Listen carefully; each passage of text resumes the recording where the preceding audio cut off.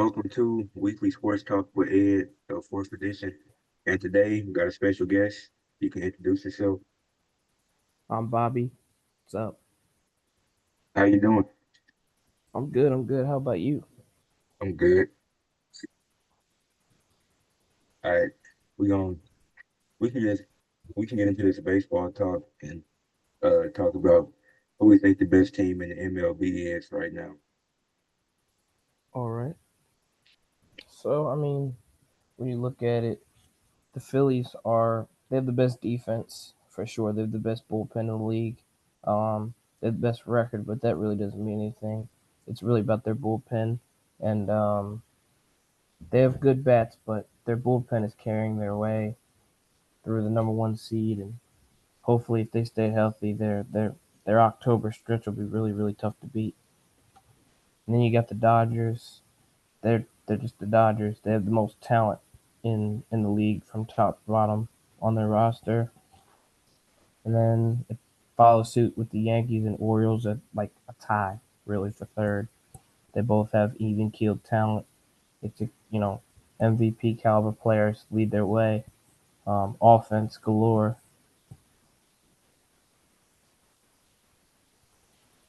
Okay, I I narrowed it down to six teams Yeah, on the, but I started at six. I put the Brewers at six. I'm pretty sure they're leading their division, but wasn't really too impressed with them. They're only they're only 26 and 25 on the road. And then when I did this, it was before Friday, so I didn't take any of yesterday's games into consideration. But when I looked at all six of these teams, none of yeah, them had winning records in their last 10 games. The Phillies were the best in their last 10 at 5-5. But I had the Phillies first, the Yankees second, Orioles third, and the Dodgers fourth.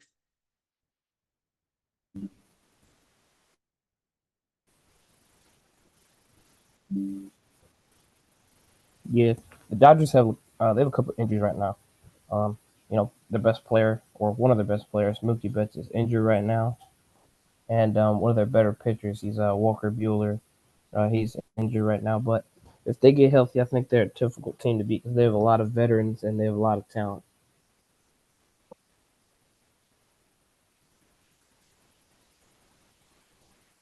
I also had the Guardians on here. They were the 15.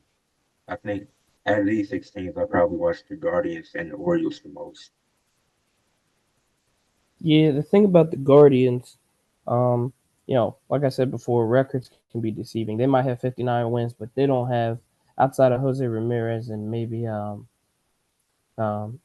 whoever their ace pitcher is. I can't remember his name. Outside of really those two guys. Stephen Kwan. So outside of Stephen Kwan and Jose Ramirez on the offensive side, they really don't have a lot of bats. If they got a K up, they got a K up against New York or um, Baltimore. They're gonna have a struggle because they can't score with them. Yeah, I can see that. It was I forgot who they played, but it was a they lost to a bad team back to back.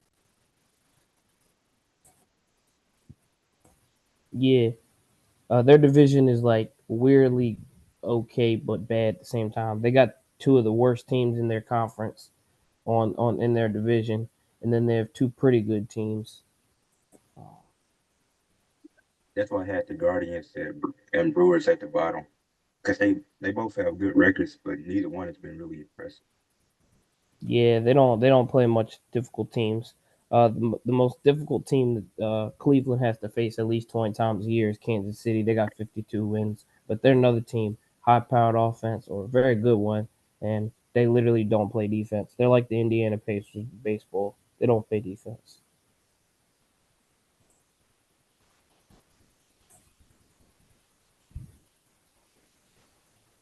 Who would you say is MVP right now? American League MVP Aaron Judge by a mile, and then my guy Gunnar Henderson will be second. Reason I say Aaron Judge is because he's on Triple Crown watch for the second time in his career. He leads the American League in home runs. He leads the American League in batting in OPS, and I think he's second in RBIs and third in runs scored. Um, he's always healthy, and he's having a better season. He's on pace to have a 60 home run to 150 RBI season. That's one of the greatest seasons you'll ever see. And he's a great defensive player. So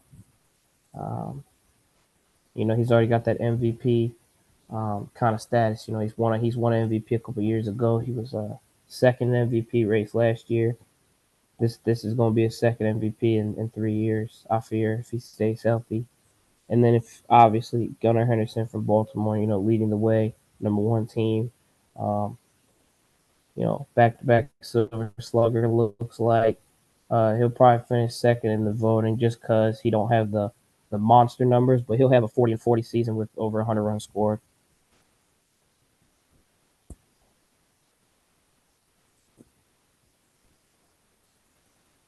Do you see the St. Louis Cardinals going to the World Series? Say that again. Do you see the St. Louis Cardinals going to the World Series? Oh, that's a tough question. I don't know if there's really a clear favorite right now. Um, I'd say they can.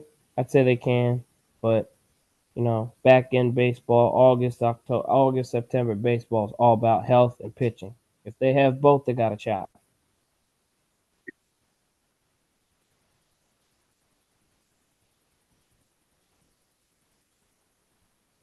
That's all I got for the baseball. I don't really have much else. Yeah, baseball is pretty unpredictable. Because anything can happen in the playoffs. Anything can happen during the season because it's such a long season. They play 162 games, play 30 division games, multiple rivalry series. So it's a lot. It's a lot on them guys, traveling around. But um, like going back on your previous question, if I have to put a favorite in the American League specifically, I think my Orioles are the number one, but that's just because they're like the most, they're like the Oklahoma City Thunder of the MLB.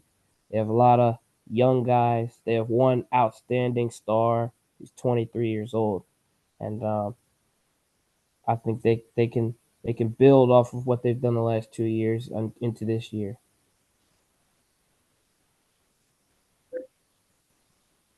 Well, I appreciate having you on. You can head out if you need to. The rest of the show is that's wrestling and WNBA. All right, I'll keep going.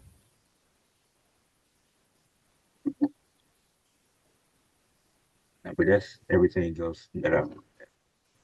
Have you paid attention to the WNBA at all? Actually, I kind of have. I've a couple of the stories have popped up on my feed, and I've read them. And they're doing this new All Star format. Team USA versus Team WNBA. I think that's going to be an interesting game, actually, because Caitlin Clark. A lot of people think she should have been on the Team USA. Huh? But as far as Rookie of the Year goes in that league, I think it's still Caitlin Clark by a mile. I know a lot of people would argue with me. It's Angel Reese, but here's why. Caitlin Clark is not only drawing the viewership 3 times as much up, but she's also driving the league in a different wave. She is the female Steph in a way. She drives the league in such a way that draws fans. She draws players. And then when you look at her actual skills on the court, and you break it down film wise. She attacks the defense from the point attack transition off the ball. She moves without the ball. She can shoot from anywhere. Uh, if she cuts her turnovers down, of course she'll be a more prolific passer, which has happened. Of course, this season just growing. She's still a rookie, but 22 years old. You know, coming off a historical career at Iowa, a lot of hype around her. She's the number one pick for a reason, and she's showing you that she can be a consistent 20 plus, 10 plus player in this league. I agree with that. I'd also say Caitlin Clark is the Rookie of the Year. Angel Reese would be second. I just think Caitlin Clark, she's more consistent than Angel Reese is. And for Angel Yeah, Reese to be a center or power forward, the fact that what is it? She only shoots like 39%. 40% from the field. Yeah, And she's in the paint most of the game. So that don't really make any sense to me. I think they'll both be great, and they're pretty good right now. But I'll go Caitlin Clark for Rookie of the Year. And when the 3 times they done played, Caitlin Clark done been better most of the time. They don't. Indiana won 2 of those games. The Chicago's won. Yeah, that's another thing. Like when they face off, they're always going to be televised. So a lot of people, a lot of eyes get to see who really is playing better when they play against each other.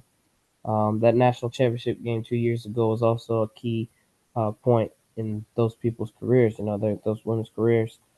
Also, I'd like to say, a lot of people don't give her enough love, but I think Asia Wilson is headed for that like Giannis type of Oh, career. Multiple MVPs, She's yeah, winning multiple MVP this year. MVPs, multiple championships, Defensive Player of the Year twice. She she could end up in that Candace Parker, Cheryl Miller GOAT tier if she really, if she keeps it going. She's like 27 years old too. If the Aces keep winning like this, she's winning MVP this year. Oh, it's not even going to be a question. They might three-peat. Yeah, I don't think it's going to be a question. They legitimately might be the Los Angeles Lakers of the 2000s in this era right now. yeah. And that's how dominant they are. They got her, they got Kelsey Plum, they got Chelsea Gray. That team, man, they're really good. My whole thing with the WNBA is that the media pretends like this is the WNBA only blew up because of Angel Reese and Caitlin Clark. But you done had women like Sue Bird and Candace Parker in the past that like they really had people watching women's basketball. Yeah, Diana Taurasi, Yeah, her too. UConn, Gino Oriema. He just puts out Hall of Famers everywhere. He's like the women's version of Coach Cal. Um, Paige Bueckers is probably going to win Player of the Year this year at UConn. Should probably be the first pick next year. Yeah, And yeah, like you said, Cameron Brink was another one in this draft class. Unfortunately, she tore her ACL a couple weeks ago. LA Sparks rookie third overall pick, but yeah, they got this class is probably the most hyped, most watched draft class in maybe ever. But at the same time, I think you're right. I think the league has grown over the last 20 years, just on off a basis of talent. Players get better, players get bigger, players get stronger. yeah. And give it 3 years, it's gonna be a woman doing a windmill in the WNBA. Just give it 3 years. It's one of the most athletic generations of hoopers. Oh my gosh, yeah. Can imagine her just doing the tomahawk on a live like that. But Caitlin Clark gonna dunk at the end of the season. Actually, I think she can. I'm not even gonna lie to you. I think she actually can dunk, but she just doesn't. I think Angel Reese can dunk too. Yes, I've seen her dunk before. She actually can. She dunked one time at Maryland.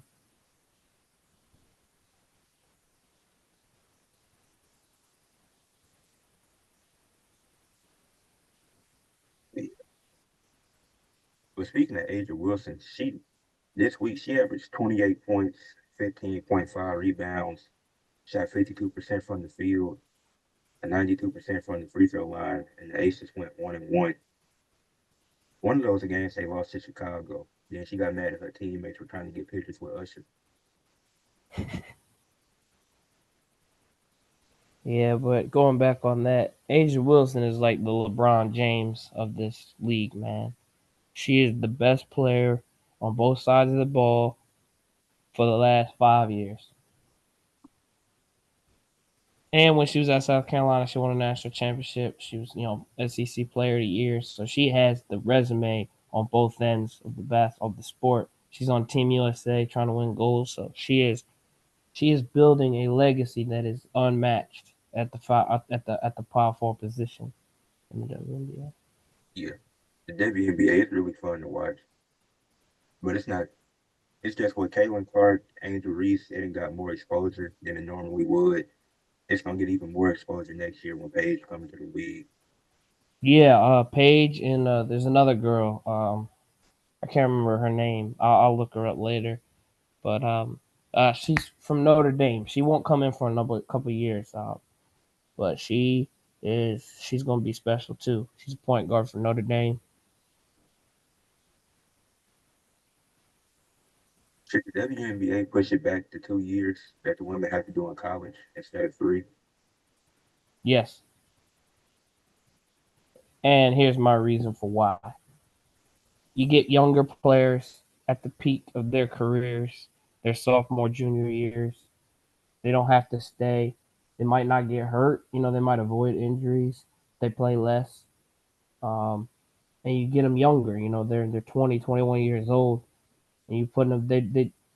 But I understand why. They get degrees and everything like that, and that's nice. But I mean, WNBA, NBA players, they can always go back to school. They make so much money, man. They can always go back to school whenever they want to. If they want to finish their career collegiately, academically. But as far as the playing, I agree. I think they should come out a year earlier. You get younger players, you get more talent, young talent into the league. You get a lot of free flowing athleticism coming in every year. I think that was one of the biggest. I think that's one of the biggest problems with the WNBA that the girls spend so much time in college, and that's how college ends up getting so much more viewership than they do because they done had these girls in this program for so long. It's just a consistency thing.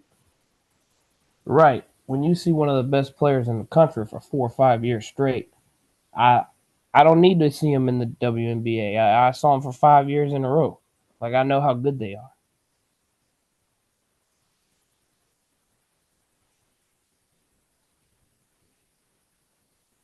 It, who does Team USA play South Sudan today, right?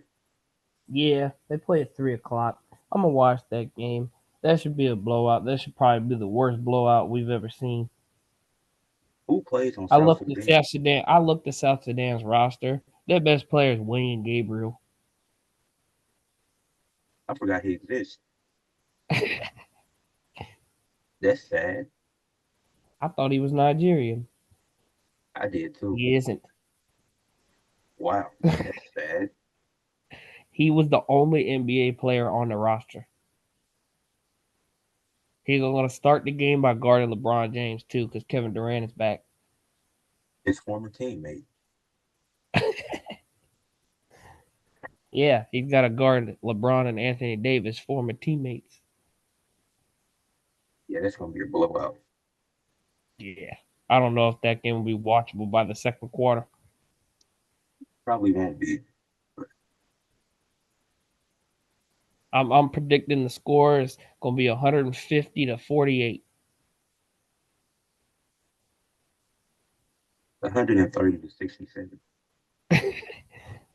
We're going to win by 102 points. Very possible. That team is so bad.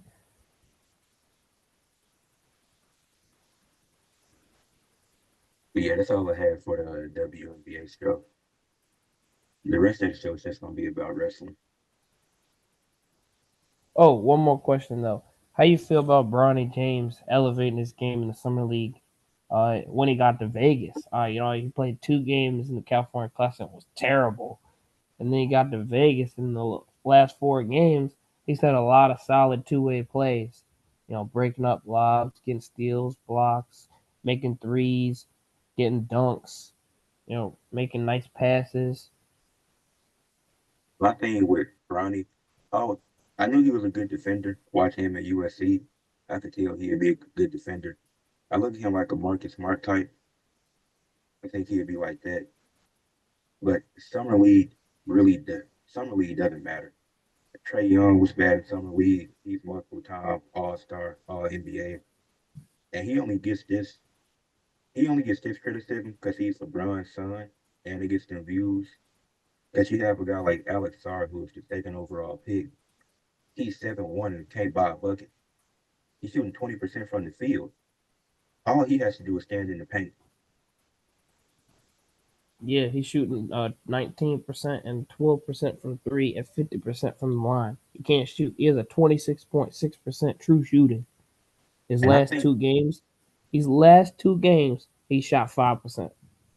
and I think he'll be okay having Jonas Valanciunas as a veteran center to help him, but he should be getting the same criticism that Bronny's getting. And Honestly, Bronny Riziker, shouldn't be man, getting, he had one good game, but he's only playing one game. but Bronny shouldn't be getting the criticism that he's getting. He's the No, 55th pick out of 58. right. He's the most important 55th pick in NBA history. Like I've never seen the top five picks get this minimal amount of coverage. I don't know. I don't know what the number one pick is doing in Atlanta right now. I really think, and I said this earlier, I said this to you a couple of days ago. I really think it's because Bronny is American, though. Like, I hate to say it that way. Just the way the media, sports media perceives European born stars versus American born stars and draftees. They're perceived in a different light. They're perceived to be a savior. Those guys that are young stars in the league now, Anthony Edwards, Jason Tatum, those types of guys. Even the older guys when they were young, Steph, LeBron, KD, they're all in that same boat. I think that's going to happen to Reed Shepard at some point because he has dominated the summer league. He looks like the rookie of the year, early favorite. Those types of players always get the monster criticism because they're from here. Yeah, that makes sense because we people aren't used to this. You had a few Euro guys like in the past, but people aren't used to this many Euro guys in the league, so they get a pass for a lot of stuff. Because the way that Wemby gets talked about and his defense, I don't see how you could argue he's the rookie of the year with 20 wins and then criticize Anthony Davis. Right. Like his defense is amazing, and I love Wemby. Wemby's 21 years old, and he is one of the 30 best players in the country already. He's one of the best 30. He's one of the 30 best players in the world right now already. I mean, that's how good he is. He's he's he's a special player for sure, and I embrace special players, no matter where they're from or what their skill set is. But at the same time, I agree. I don't think he should have just easily been defensive player of the year because of steals and blocks. They won 20 games. Anthony Davis was a better candidate, and Rudy Gobert, who did win, I don't mind that either. They won 56 games. I still don't see how Anthony Davis hasn't gotten the defensive player of the year. All three times he's finished in the top four, somebody else has won due to their steal block rate. Yeah. And Giannis won in 2020 over him. Gobert won it over him this year, which I and think in this year, 2018, I can't remember who won. I think it was yeah, Gobert again. Rudy deserved it this year because he, with that Timberwolves team, they needed some time and they figured that out. He led them to being the number one defense with his rim protection. And people tried to argue that Wemby should have won it over him because he had more blocks, this and that. But it's about the impact is what matters. Obviously, it's two different teams, and Wemby won 20 games. But just because you're getting blocks doesn't make you the best defender. If you're affecting the shots too, that's what matters. Yeah, stats are cool, and I use them a lot, but that can't be the sole reason why a young player wins an award over a guy that's an established veteran that helped the team be the number one seed or number two seed, number one defense, go to the conference finals, have three All Stars. Yeah. But I think the Wemby will win it next year. No, easily. Yeah, he's already the best. He's already probably the best defensive player in the Western Conference outside of Gobert and AD.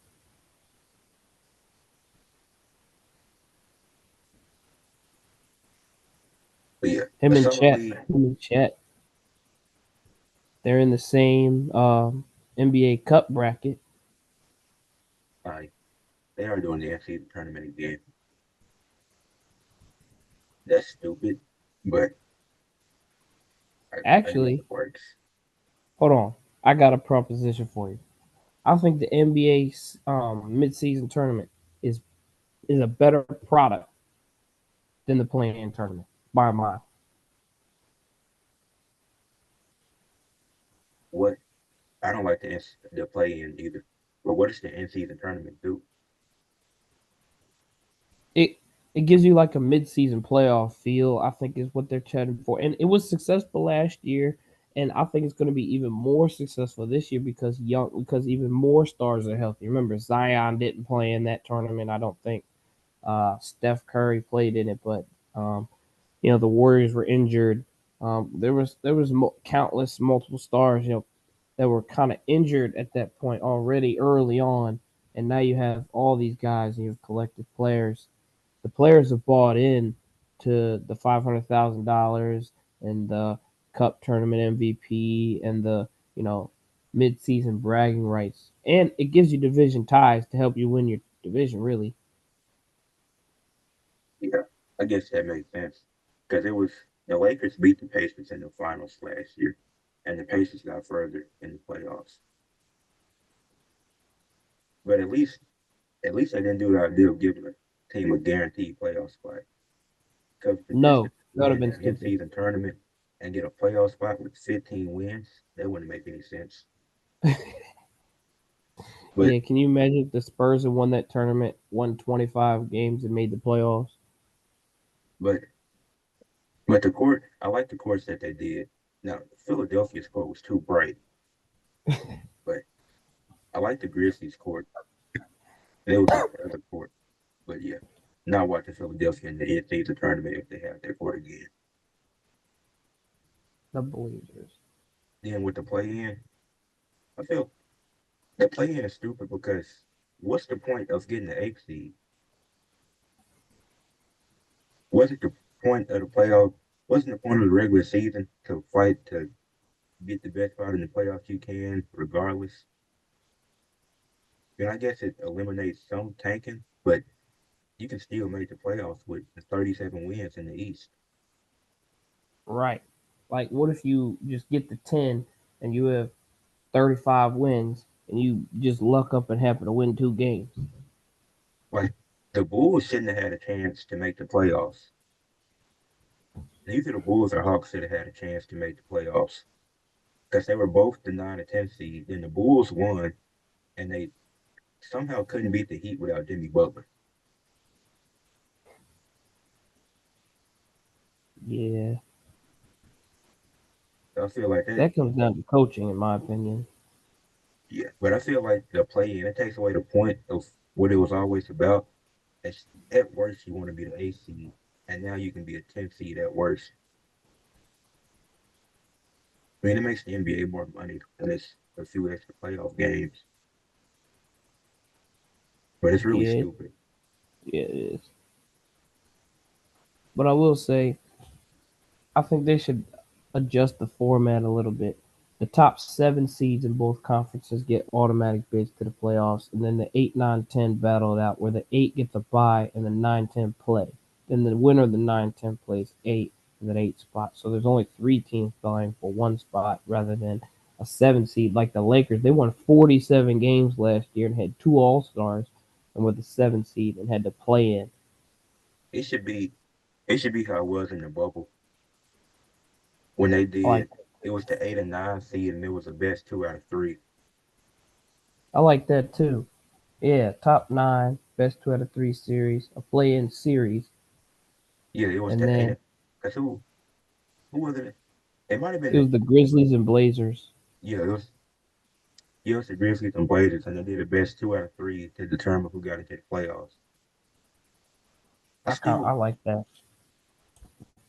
I think it defeats the point of having tiebreakers, but if they want to keep the play in, they should go back to that format. But that's another reason I didn't like the play in, because what's the point of having tiebreakers if you're gonna play extra games to get into the playoffs? Right. Because what if the Grizzlies had the tiebreaker over Portland, and then Portland beats them 2 out of 3?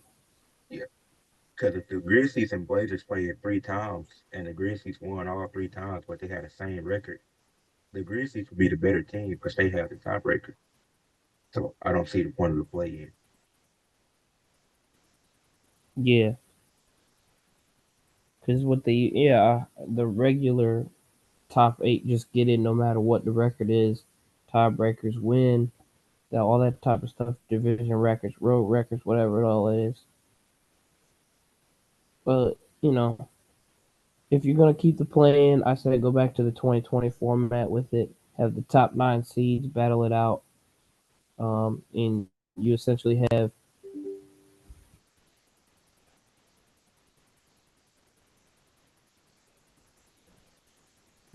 have um, nine teams try to win the West and East. Yeah, I think that will work better.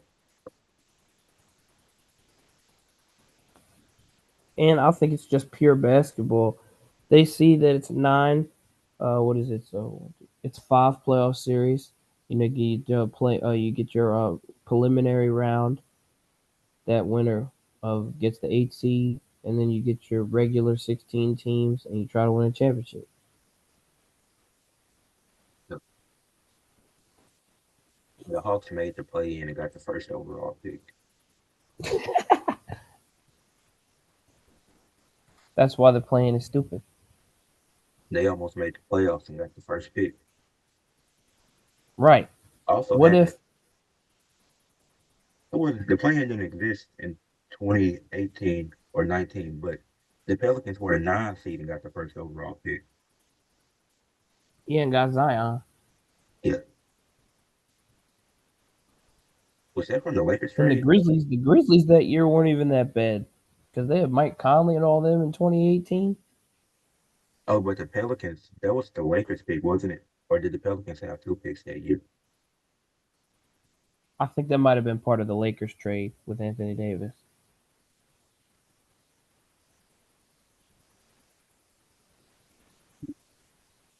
Yeah, weren't the Grizzlies almost in the playoffs that year?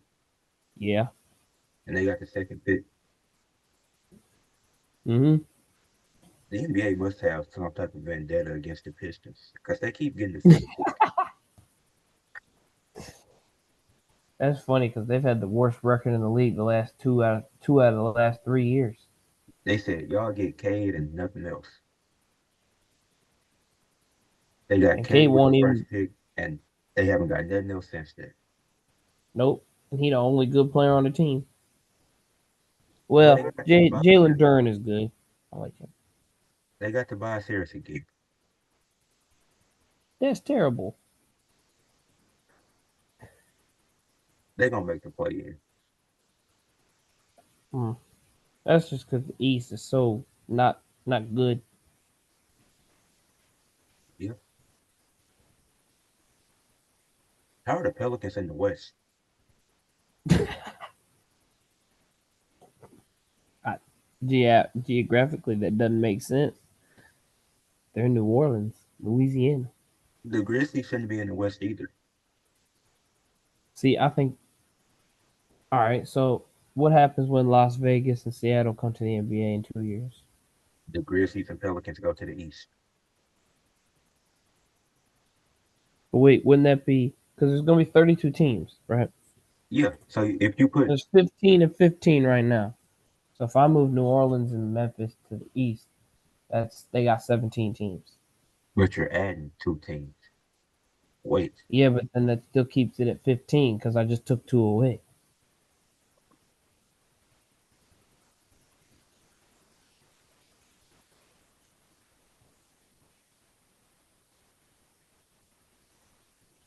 you can't add 2 teams on the West Coast because then somebody's gonna have to be in the East.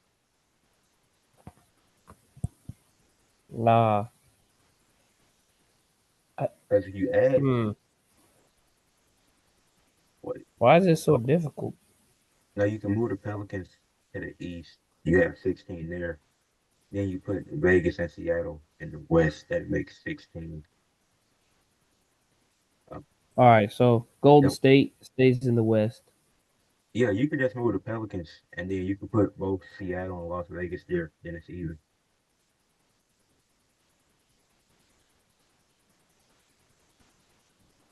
But what about um?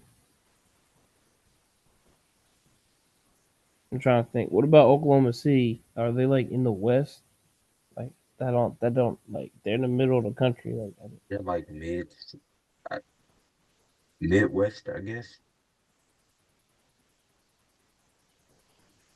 The West doesn't make sense geographically at all. I'm pretty sure the Timberwolves are on the East too. nah, they're in Minnesota, but it's like in the middle of the country type thing, like Midwest type stuff. I'm not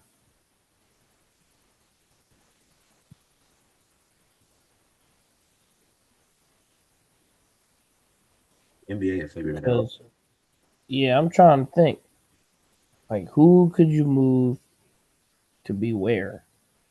You can only move the Pelicans to the East. Right, because they're in New Orleans. That's not even close to the West Coast. What if, like is Milwaukee close to the East though? Yeah, Wisconsin, I yeah, guess. because they're right above Chicago, Illinois. Oh, okay.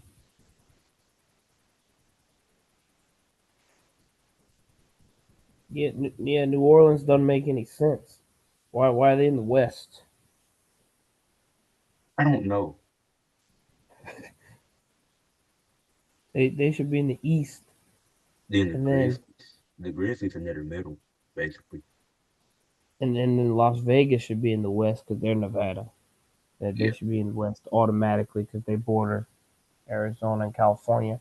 And then but wasn't the point of moving OKC uh from Seattle because it was too dry? rights deal. It was a rights deal, Oh, but Seattle's coming back, and they're in the West because they're out in Washington. They're all the way at the Northwest. They're literally at the top of the Western Conference.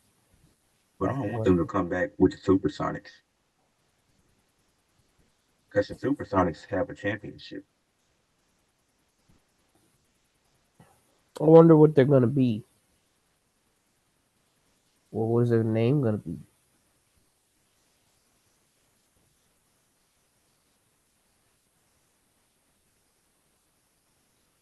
Um, They could have they could put a basketball team in Kansas for whatever reason.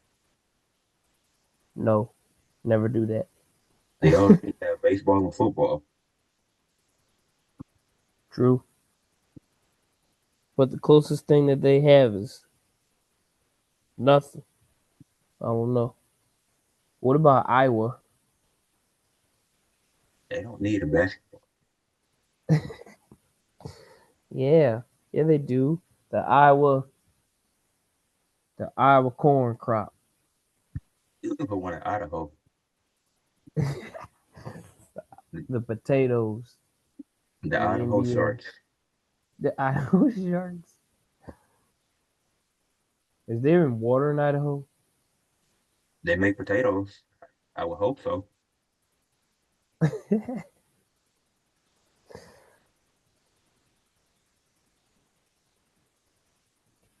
Yeah, I I gotta see when that rights deal comes in for Seattle and Las Vegas coming to the NBA. Probably gonna happen in 2 or 3 years.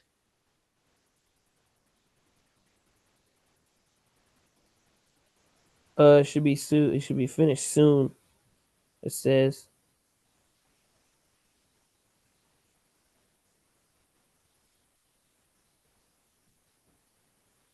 they're gonna probably play in the Thomas and Mack Center, so they don't need to build They don't need to build a stadium for it because it's in Las Vegas. Thomas and Mack is the best summer league product in the NBA. It's one of the greatest venues for sports, Yeah. basketball, anyway. And I think the Thomas and Mack Center is where the Vegas Knights play as well.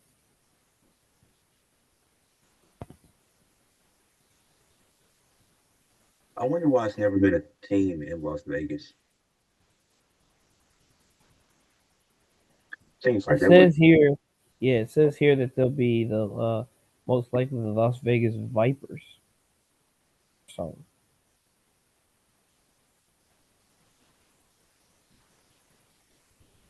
but they should have put a team in Vegas a long time ago. yeah, Can you imagine if LeBron James, Kevin Durant, and James Harden all went to Las Vegas, and Steph Curry all went to Vegas? Bronny James, that whole team. That's their team. They had a team in New Orleans before Las Vegas Yes. They also had a team in San Diego a long time ago. and Buffalo. Yeah. I think LeBron James should play for the Vipers. His He can last play for season the in the Vikings NBA. too. The He can Vikings retire, then go to the Vikings with Justin Jefferson. and play tight end. They don't have a tight end. They need one. He gonna play quarterback.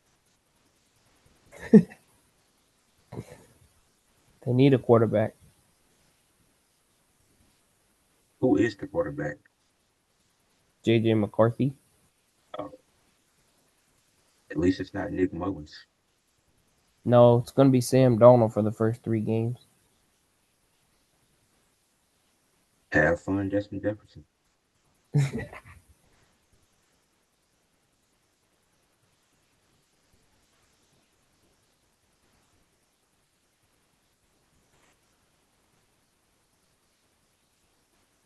I really think LeBron would play a season in Vegas, his 24th NBA season, his final year in the league, his fifth team, historic season, one more time.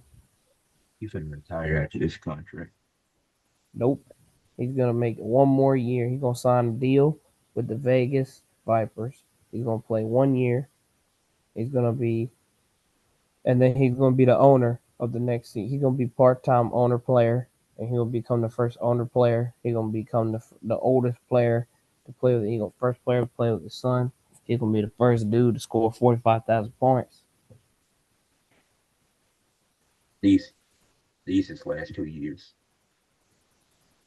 I mean, if it is, that would make more sense. But I can just somehow see, I don't know, something tells me he wanted to play for Vegas.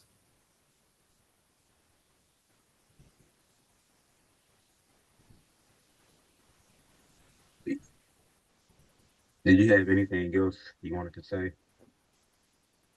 Um, I guess for fantasy leagues, anybody listening, we got a couple of leagues up. We got a baseball league in swing. We got 2 football leagues coming in. We got a college football league, and we're gonna have another NBA league soon.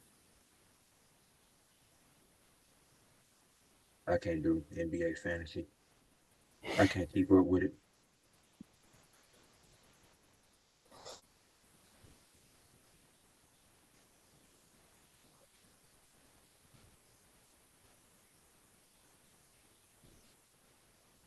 You have a baseball team, right?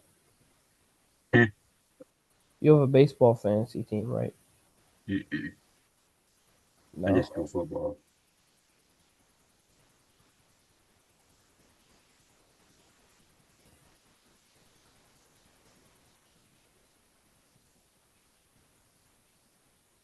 But the last thing I'm gonna talk about is this wrestling show I had went to on Wednesday night. Okay, okay. I had went to AEW Dynamite. The AEW is for all elite wrestling. Then came to Arkansas for the first time. It was it was real fun. And the first match went a whole hour. But it was these two. It was MJF and Will Ospreay. That was one of the best matches I've seen this year. MJF ended up pinning Will Ospreay for the championship with a second left because the match had a 60-minute time limit. And it was 1 second left on the clock as he won. And the show was it was 2 shows that night, but that was a 2 hour show. So the first hour was just that match. That was real fun to watch. There was some cool dudes in the crowd that I was sitting next to. Talked to them a little bit during the show. Dean Roos, Hmm. you said what? I think that's really cool that you had a lot of fun, man. Yeah, appreciate it. This is the It's the second time I done went to a wrestling show. The other time I went was last year. It was a WWE show. Then WWE and AEW, they've been in competition for a little bit. Now I got to see both of them live. So I'm just here for the entertainment. Fair enough. Then after that, it was a segment with Chris Jericho. He came out there. Uh, he talked about how Little Rock has a lot of crime. I don't know if he did research on this or what, but it was. But after that, Minoru Suzuki, he came out there to challenge Chris Jericho for his championship. That didn't really care too much for that segment. It was cool, but after that, Mercedes Monet had a match against Nyla Rose. This was a good women's match they had for the TBS championship. Mercedes kept the title, and that was a fun match. Then at the end of the show, uh, Okada had a match with Swerve Strickland. Both of them had championships. This match only went for a few minutes until the Elite got involved, and the match ended up in a no contest. And it was, yeah, it was a champion versus champion match, so I wasn't surprised. But it was then the Elite came out there, Jack Perry, then they attacked Swerve, then the Acclaim and Mark Briscoe came out there. And the show had went 13 minutes over time. But Darby Allin, he made his return and he came back to help out Swerve and all of them. They cleared the ring. And I posted that video of Darby Allin coming back. That was like a 5 minute video. That's my second most viewed video right now. My two most viewed videos on my channel involve Darby Allin. Yeah. So that Oh, was one more question yeah. before I let you go. These last 7 minutes, do you have um any interest in boxing? Like just watching it and keeping up with it? I might. I've been thinking about it. Cause I know a little bit about that too in the history of that sport, and I watch it sometimes. Friday nights, Sunday nights, I watch it sometimes, and you know, uh, I really like my man Bud Crawford. I think he's one of the best champions in the lightweight. Um, but the man of the hour is he's from Baltimore. He's like 22-0. He's a beast. Yeah, I've been thinking about getting into boxing. Uh, you said it's on Friday and Sunday nights. Yeah, they do a lot of their big time, a lot of their like champion fighters in all three divisions. Um, your Tyson Furies in them, like the big time stars that make millions. They only play on Friday. They only do Friday night venues in Vegas. I, Tyson Fury appeared in WWE a few years ago, and he had a Oh, match. really?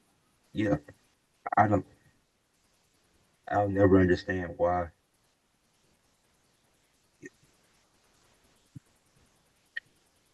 I don't remember the. I think I watched boxing in the past, but not that much. Uh, there's a few other things while I was at the show. They did another show. AEW did another show right after that. Rampage. That was an hour. It started with a tag team match with the Lucha Bros and Private Party. The Lucha Bros won that match. I like both of those teams, so it was fun getting to see them live. After that, it was a six-man tag team match with Orange Cassidy, uh, Ishii, and O'Reilly. They beat the Undisputed Kingdom, and they got attacked after the match. Mm. But Chris Statlander, very powerful woman. She beat some random. I still don't know who that woman is, but I recorded the whole match. It was like 2 minutes. Then Chris Jericho and Big Bill, they beat the Outrunners, which is just two old looking guys who have muscles but don't look like they can wrestle. But it was a cool match. And then I left. They had one more match, but I had left after that because it was getting late, so I had to go home. But yeah, I had a really fun time going to AEW Dynamite and Rampage. Yeah, it was more wrestling after that because they did Ring of Honor tapings too, but I had to go home. Then the last segment, I do this every week. I do a athletes of the week. For the WNBA, the athlete of the week was Aja Wilson.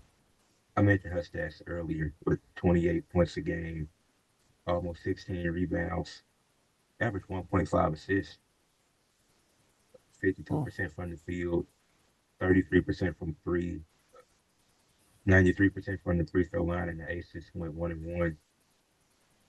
For AEW, gave it to MJF because of that 1 hour match that he had that potentially be match of the year by the time the year is up. For WWE, I gave it to Jay Uso. I didn't talk about WWE much this week because not a lot really happened. But he had a match with Dominic and he won that. It was a cool match, and that's all I got. What about that guy that swept the He became the first golfer since Tiger Woods in 2008 to sweep the Masters, um, and all of that. I have I haven't kept up with golf,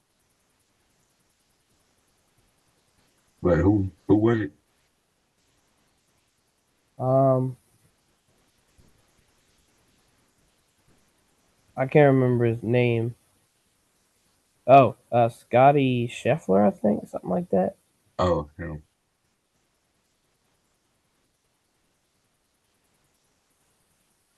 He won the first three. He was like the first golfer to win three separate tournaments, the three biggest tournaments in golf history. He won all three. He was the first player to do that in a single year, calendar year, since Tiger in 2008. But yeah, that's everything I got for this week. It was great having you on. For the people watching, uh, leave a like, subscribe to the channel, uh, comment anything about baseball, who you think is the best team, or who you think is the rookie of the year in the WNBA. We do look at the comments. Like, subscribe. And peace.